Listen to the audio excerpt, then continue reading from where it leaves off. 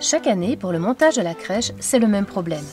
Il faudrait un plan pour venir à bout de ce véritable puzzle de panneaux. Heureusement, le Père Yarek est un excellent bricoleur. Dans la sacristie, il est temps pour Joseph et les bergers de retrouver la lumière du jour. Arrivé de Pologne depuis quelques années, le Père Yarek s'est installé à Limlet. Quand je suis arrivé, je voyais qu'il y a quelques réserves, réticences même. Je pense qu'ils avaient peur de ce petit schéma des prêtres venus de l'Europe centrale ou de la Pologne.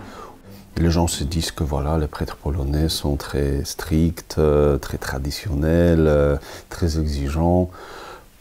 Je pense qu'il n'est pas vrai parce que je connais quelques-uns et je vois qu'ils sont très sympas, très ouverts. Mais bon, voilà, les schémas se font facilement. Et même les gens se disent très souvent, oui, les prêtres sont comme ça, mais quand on leur pose la question, et ton prêtre, il est comment? Ah, il est génial, hein? Le nôtre, mais c'est les autres qui ne sont pas tout à fait corrects. Et bon, après quelques messes, bien sûr, les mines se sont réjouis, aussi bien chez mes paroissiens que chez moi, parce qu'on a trouvé que ça va très bien se passer. Et le jeune homme, il veut monter sur la balance. Non, non, c'est pas vous.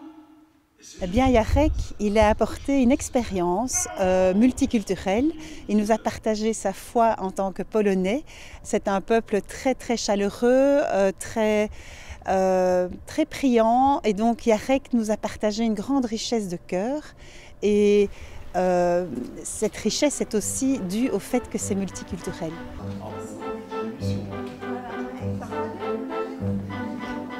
Cet après-midi, le Père Yarek a rendez-vous à la résidence Malvina pour rencontrer les pensionnaires et célébrer une courte Eucharistie.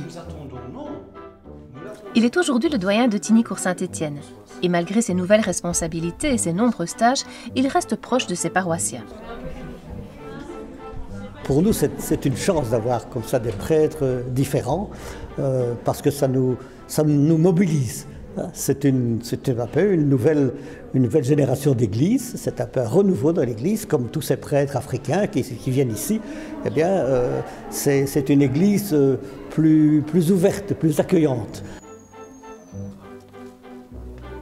Est-ce que vous vous sentez parfois comme un nouveau missionnaire? Un peu oui, parce que c'est vrai que souvent je me trouve en face des personnes qui pas à cause de leur mauvaise volonté ou parce qu'ils n'ont pas de volonté, mais c'est comme ça dans leur vie.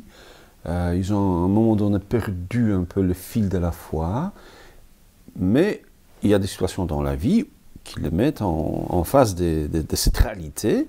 Et mon rôle, c'est de, même si je constate très vite, il n'y a pas beaucoup de vie spirituelle ou de